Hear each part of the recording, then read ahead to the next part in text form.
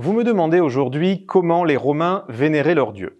Alors il faut savoir que les Romains étaient un peuple extrêmement pieux, extrêmement croyant et que la religion était présente partout dans leurs activités quotidiennes. Pourtant, ils ne suivaient pas de commandements ou de lois divines particulières.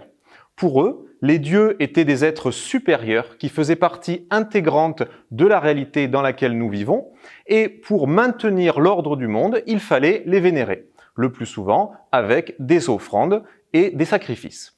Alors il existait plusieurs types de cultes rendus. Le premier, le plus fréquent, c'était le culte domestique. Il faut savoir que dans la plupart des maisons romaines, il y avait des temples miniatures que l'on appelait des laraires.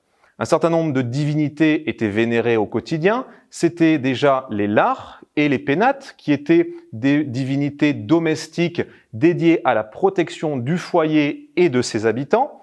Également le génie, qui était l'incarnation spirituelle du maître de maison, ainsi que les mânes, qui étaient les esprits des ancêtres disparus. À côté de ce culte domestique, on retrouvait les cultes officiels, les cultes publics qui étaient rendus sur le parvis des temples et qui suivaient les grandes fêtes qui ponctuaient le calendrier romain. Alors, les dieux qui étaient vénérés par les Romains étaient innombrables. Il y avait des dieux pour toutes les choses, toutes les actions, tous les concepts. Les dieux les plus connus, évidemment, nous avons Jupiter, nous avons Minerve, nous avons Junon, qui sont les dieux romains, je dirais, primordiaux, qui ont, au fil des années, récupéré les attributs et les représentations des dieux grecs de l'Olympe. Mais à côté de ça, il faut savoir que les Romains avaient intégré à leur panthéon toutes les divinités des peuples conquis qu'ils avaient donc récupérés et qu'ils vénéraient après coup. Donc ça pouvait être très bien des dieux égyptiens, des dieux celtes, etc.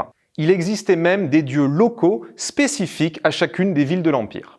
Donc cette tolérance religieuse toute naturelle à l'époque permettait à la fois d'intégrer plus facilement les peuples conquis, mais également assurer aux Romains la protection toujours plus nombreuse davantage de dieux.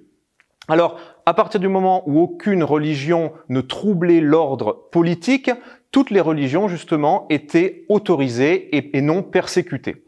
La seule religion qui était imposée, c'était celle dédiée aux empereurs, le culte impérial, qui permettait justement de souder l'ensemble des peuples de l'Empire.